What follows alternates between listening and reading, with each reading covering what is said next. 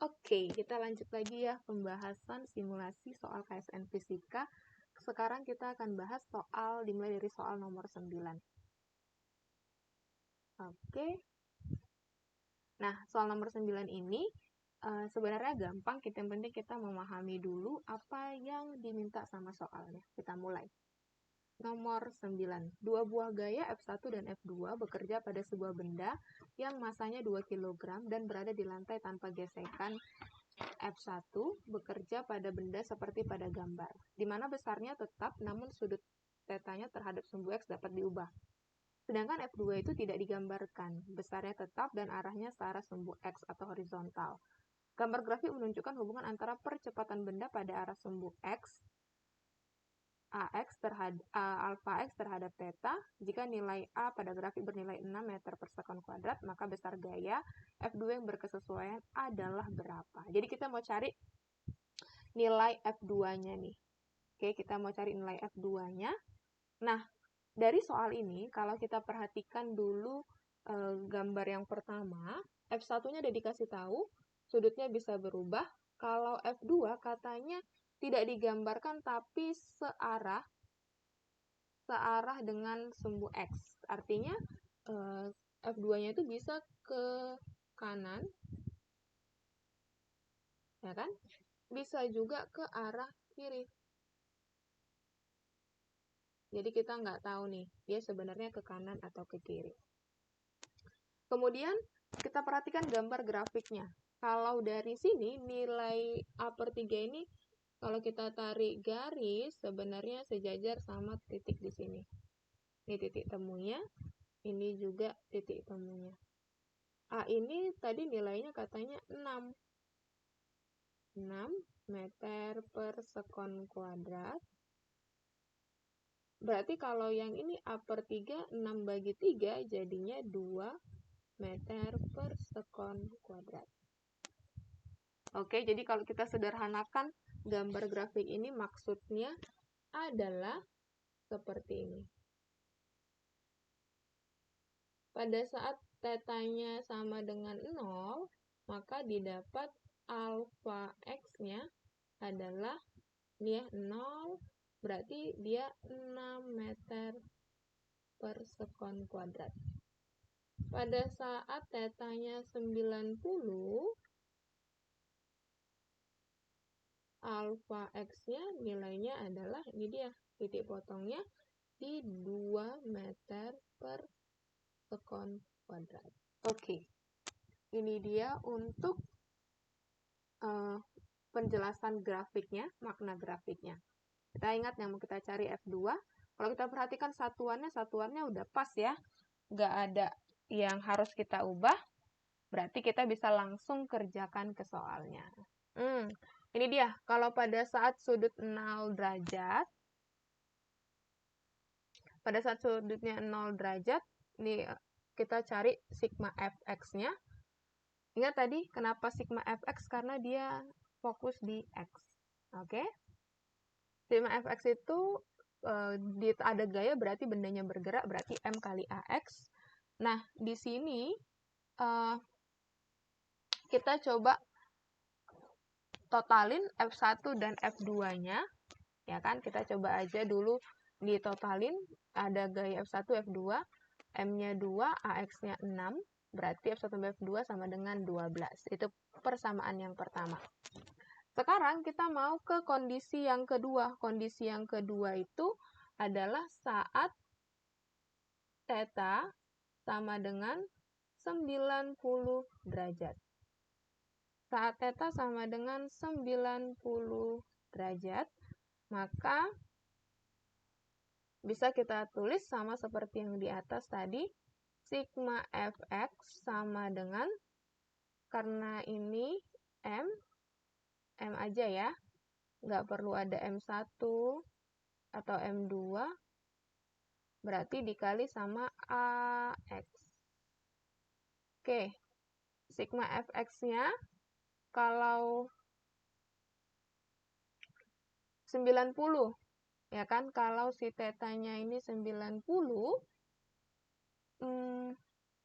oke, yang tetanya 90 ini adalah sudut si F1. Karena dia sudutnya yang bisa berubah. Kalau di sini, berarti F1-nya nanti akan seperti ini kan. Anggap lurus ya. Ini F1. Nah, kalau di sini kan bentuknya sudutnya jadi 90. Ini adalah sumbu Y. Jadi, tidak perlu kita masukkan F1-nya. Jadi, siapa yang tinggal? Yaitu adalah F2. Kali M-nya 2, A-nya kalau sudutnya 90, A-nya tadi adalah 2. Jadi, F2 sama dengan 4 Newton. Tapi, yang kita tulis adalah 4,0 Newton. Udah dapat. Jadi jawabannya 4,0 Newton. Ingat ya, yang dimasukkan adalah ikut 4,0-nya, tanda koma. Ini yang kita masukkan. Nah, sekedar tambahan. Kalau misalnya, ini tambahan ya. Tambahan. Kalau misalnya yang ditanya arah, berarti kan kita udah dapat kalau F2 itu sama dengan 4,0 Newton, berarti kita bisa tahu arahnya ini adalah karena positif, arahnya ke kanan. Sama dengan arah Fx, F yang pertama. Nah, tambahan yang pertama itu, tambahan yang kedua adalah, ini yang pertama, tambahan yang kedua, kalau yang ditanya berapakah nilai F1, ya kan? Kalau yang ditanya berapakah nilai F1, tenang, kita juga bisa dapat. Kita tinggal substitusi dari hasil F2 ke persamaan yang pertama. Ya kan? F1 dari persamaan yang pertama didapat F1 tambah F2 sama dengan 12. F1 tambah F2-nya tadi 4 sama dengan 12. Berarti F1 sama dengan 8,0 Newton. Udah deh, udah dapat. Dari sini juga kalau mau ditanya, mau tahu arahnya, karena positif, arahnya ke kanan. Ini hanya tambahan ya, tapi jawaban kita ini 4,0 Newton. Jadi yang kita tulis 4,0-nya saja. Oke? Gampang ya. Kita lanjut ke soal nomor 10. Pada saat T sama dengan 0, sebuah meriam ditembakkan dan peluru yang keluar dari meriam tersebut bergerak mengikuti lintasan gerak parabola. Oke, kita udah tahu nih, clue-nya adalah gerak parabola. Pada saat 2 detik, posisi peluru tersebut berada pada 10 meter arah horizontal dan 39,2 arah vertikal. Dihitung dari posisi awal peluru tersebut ditembakkan. Jika percepatan gravitasi 9,8, jarak terjauh yang dapat ditempuh peluru tersebut ketika menyentuh tanah kembali adalah, oke, ini posisi 10M di sumbu X ya, horizontal, ini di sumbu Y, oke. Kemudian yang ditanya adalah jarak terjauh atau X-max. Oke. Supaya kita lebih paham makna soalnya gimana, kita bisa buat ilustrasinya. Jadi misalnya ini, ya kan, anggaplah ini ya, membentuk lintasan parabola. Nah, yang diketahui, misalnya lah pada waktu 2 detik. Pada waktu 2 detik itu, misalnya baru tuh kan, kita anggap dia di sini. Oke, misalnya di sini nih posisi si meriamnya. Nah, pada saat di sini diketahui,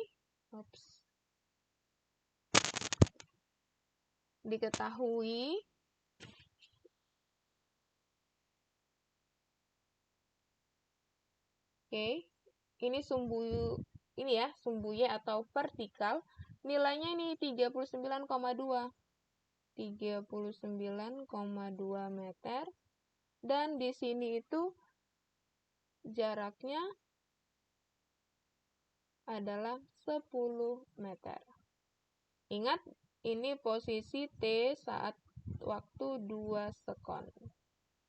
Yang ditanya itu adalah posisi saat meriamnya di sini.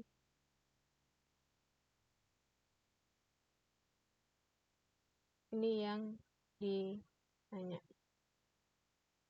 Oke, nah kalau begini kita harus ingat. Ini kan kalau di rumus biasanya X-max ya. Ada yang pakai X-max, ada juga yang ditanya R, sama aja. Tapi kalau kita tulis X-max-nya, persamaan X-max itu adalah V0 kuadrat kali sin 2 theta atau 2 alfa per G, percepatan gravitasi. Yang jadi permasalahannya, V0-nya nggak dikasih tahu, dan sudutnya pun tidak dikasih tahu. Ya kan? Itu yang jadi permasalahannya. Nah, jadi gimana cara nyelesainnya, Miss? Kita tetap bisa menyelesaikannya dengan bantuan 39,2 dan 10 meter ini. Caranya, yang pertama, oke ini kalau supaya sebelum ke sini, kita buat dulu ya di sini. Posisi pada sumbu X. Posisi pada sumbu X itu, kalau kita buat X sama dengan V0 X, karena di sumbu X berarti V0 X, dikali T waktu. Nah, V0 X ini, ya kan, bisa juga kita tulis V0 cos theta dikali waktu. Ya dong, karena kecepatannya ke sini, berarti kalau pada sumbu X itu V0 cos theta, ya kan? Kalau pada sumbu Y, nanti pada sumbu Y, oke. Kalau di sini pada sumbu Y, bisa V0 sin theta. Ingat di sini tetanya ya.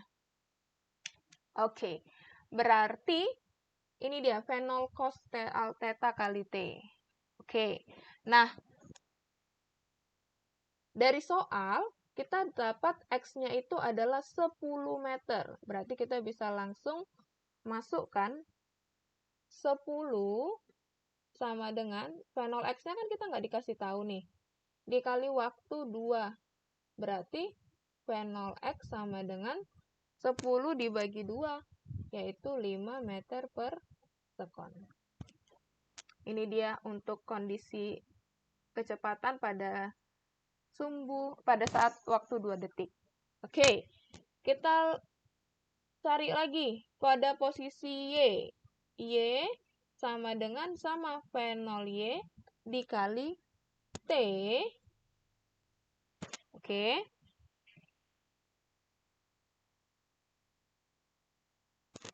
Dikurang setengah GT kuadrat. Ingat, dikurang karena melawan arah gravitasi ya.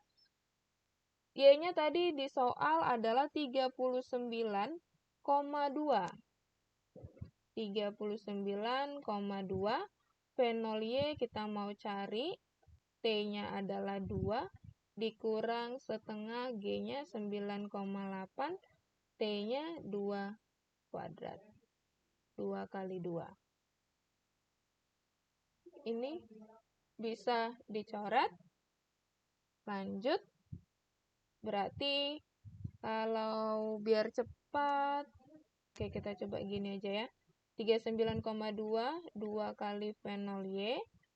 dikurang 9,8 kali 2 itu 19,6. Berarti 2 fenol Y sama dengan 39,2 ditambah 19,6. Berarti fenol Y nanti 39,2 tambah 19,6 itu kan hasilnya langsung kita bagi sama 2. Nanti kalau pakai kalkulator kita akan dapat 29,4 meter per sekon. Udah dapat fenol pada sumbu X dan fenol pada sumbu Y. Nah, gimana caranya masukkan ke persamaan si X max-nya ini, Miss? Nah, caranya kita harus ingat lagi ada yang harus kita pecahkan. Yang harus kita pecahkan itu adalah si sin 2 theta. Nah, kalau kalian ingat di trigonometri, sin 2 theta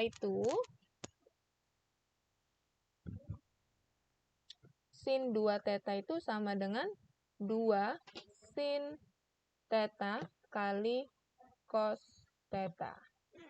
Maka dari sini bisa kita jabarkan. Berarti X max.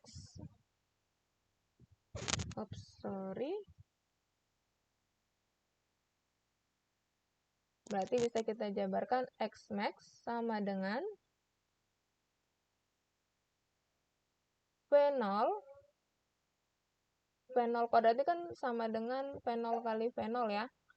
Sin 2 theta itu tadi 2 sin theta kali cos theta per G. Kalau kita bikin supaya sesuai sama pasangannya, 2-nya kita pindahkan ke depan, kita buat fenol sin theta kali fenol cos theta. Oke? Nah, jadi fenol cos theta ini adalah fenol X. Oke, berarti kalau fenol Y gimana, Miss? Fenol Y tadi belum kita jabarkan ya. Ini jadinya sama dengan fenol sin theta dikali T dikurang setengah GT kuadrat. So, fenol sin theta ini adalah penggantinya dari fenol G. Oke, ini dapat dari proyeksi kecepatan ya, karena kecepatan kan punya arah. Jadi, langsung berarti ini udah dapat fenol sin theta, fenol cos theta, G. Supaya kalian lebih ngerti, saya buat seperti ini. Sama dengan 2. Fenol sin tadi itu pengganti dari fenol Y. Fenol cos theta, fenol X per G. Udah ada nilainya, tinggal kita masukkan fenol Y tadi 29,4, fenol X 5 per 9,8. Kalau dikalkulatorkan, nanti akan didapat ini 294 per 9,8. Hasilnya adalah 30 meter. Tapi yang kita tulis 30,0 meter. Nah, satuannya nggak perlu kita tulis ya, karena udah disertakan di soal. Berarti kita cukup menuliskan 30,0. Itu dia untuk soal yang nomor 10. Ada pertanyaan? Jangan lupa tanya sama kontak Miss kalau kalian ada pertanyaan ya. Oke, kita masuk ke soal yang nomor 11. Ini katrol. Nah, kalau katrol ini yang penting kita tahu arahnya, itu nanti kita udah bisa gampang. Perhatikan lagi, satuannya masih dalam satuan internasional, jadi kita tidak perlu capek-capek mengkonvertnya. Kita perhatikan apa yang diketahui. 2 buah balok A dan B dengan massa masing-masing 5 kg dan 10 kg. Terhubung dengan seutas tali yang melalui 2 buah katrol licin dan ringan seperti pada gambar. Balok A berada pada meja horizontal licin dan ditarik oleh sebuah gaya horizontal konstan 143 Newton. Jika percepatan gravitasi 9,8, maka besar percepatan benda B dalam meter per sekon kuadrat adalah. Nah, kalau lihat soal seperti ini, ada katrol di atas, ada katrol di bawah, nggak usah bingung ya, karena ini satu tali berarti arah gerakannya sama, percepatannya sama, karena dia terhubung. Oke. Nah, selanjutnya kalau kita perhatikan gayanya itu ke arah kiri. Berarti kalau kita jabarkan, maka B ini akan bergerak ke atas. Oke. Dan ya kan? Terhadap benda A ini juga gerakannya nanti ke bawah ini. Jadi, ini kan terhubung, maka percepatan di benda A itu akan sama di percepatan pada benda B. Itu ini catatan pertama. Kemudian kita harus proyeksikan lagi kalau terhubung benda B ini ada tegangan talinya, maka A juga ada gaya tegangan talinya. Next, apalagi Miss yang bisa diketahui dari soal? Pasti karena ini gerakannya ke atas, ya kan? Maka B ini ada, kita tahu gaya berat, ya kan? Yang ke atas ini adalah gaya tegangan talinya, ya kan? Di sini tegangan tali.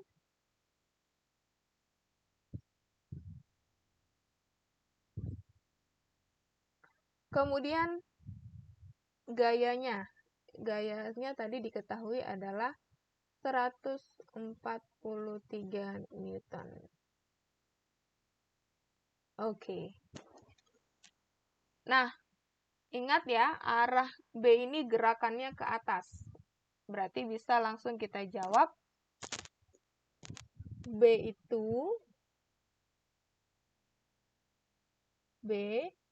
bergerak ke atas. Oke. Berarti kalau bergerak, kita bisa tulis sigma F sama dengan MB dikali A.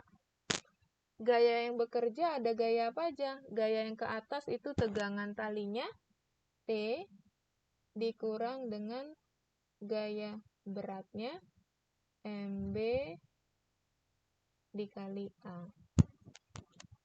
Nah, langsung aja kita masukkan T dikurang WB itu massa benda B adalah 10 ya.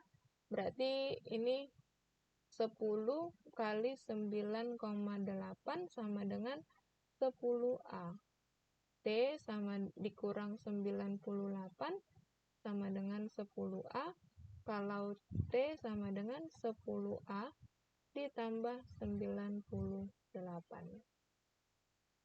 Ini jadi persamaan yang pertama. Sekarang kita orientasikan benda A. Oke. Nah, kalau A bergerak ke kiri. Jadi, kita lanjutkan. Berarti sigma F sama dengan MA dikali A. Sigma F-nya yang gerak ke kiri, berarti si F-nya positif.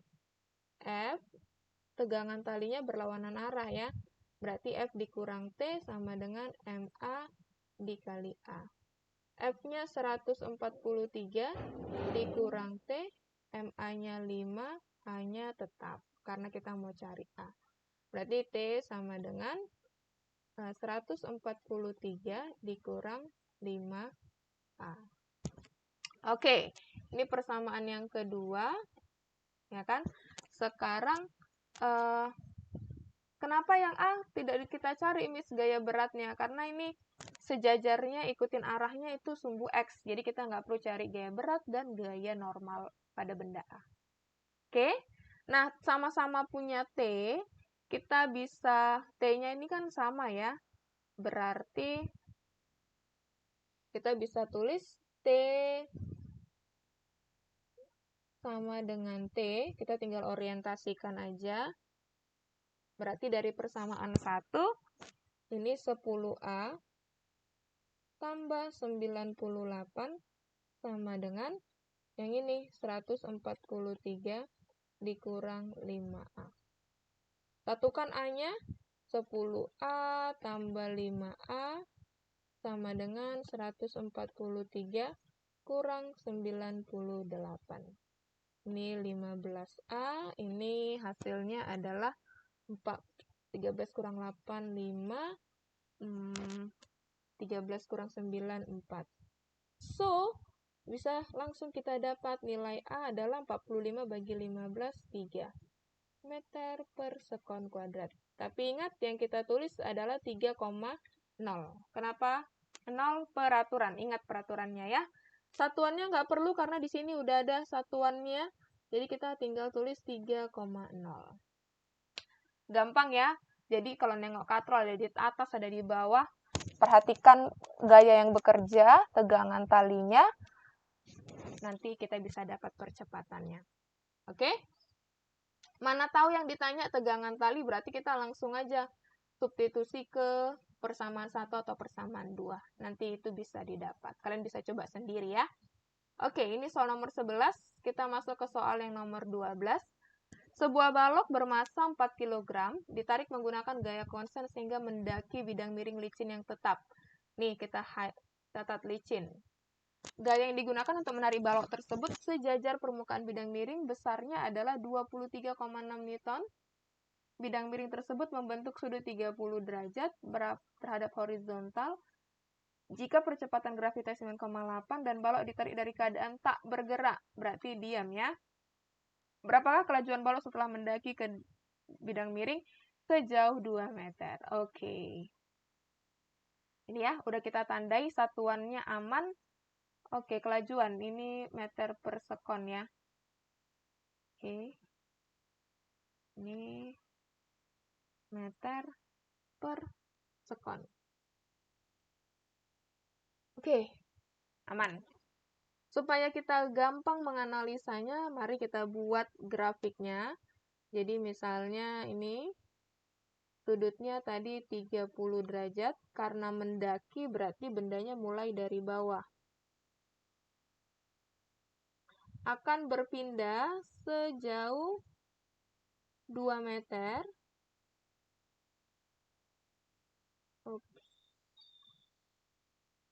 Oke, akan berpindah sejauh 2 meter.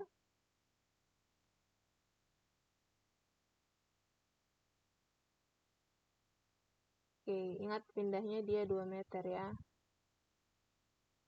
Nah, ini V0-nya sama dengan 0.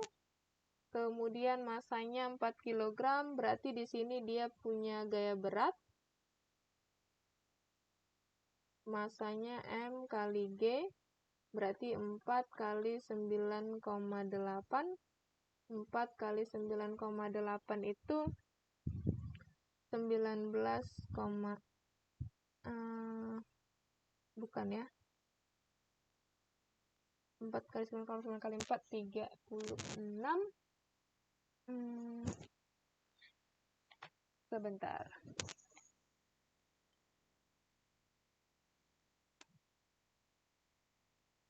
39,2. 39,2 Newton. Oke.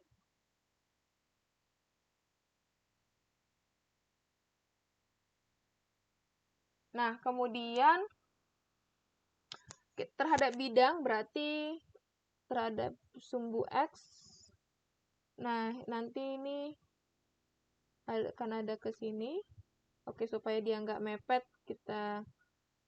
saya pindahkan dulu.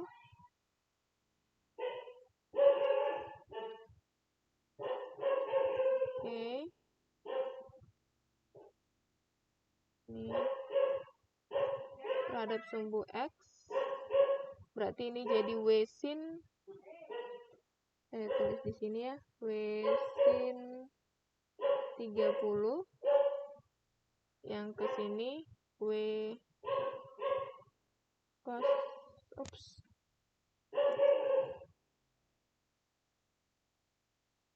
30. Oke.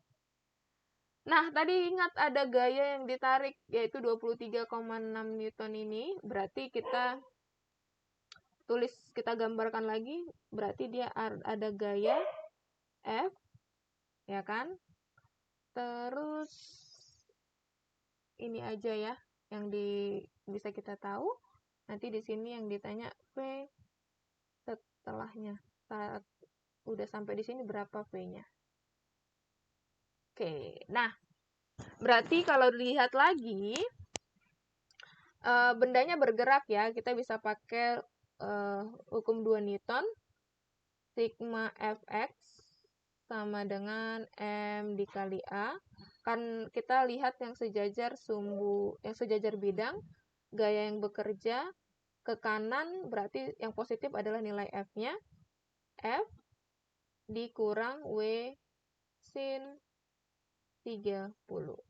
Ini M dikali A. F-nya 23,6, W-nya tadi 39,2, sin-nya 30,5, atau kalau kalian mau kita jabarin lagi, bisa W itu M dikali G kali sin 30 sama dengan M dikali A. 23,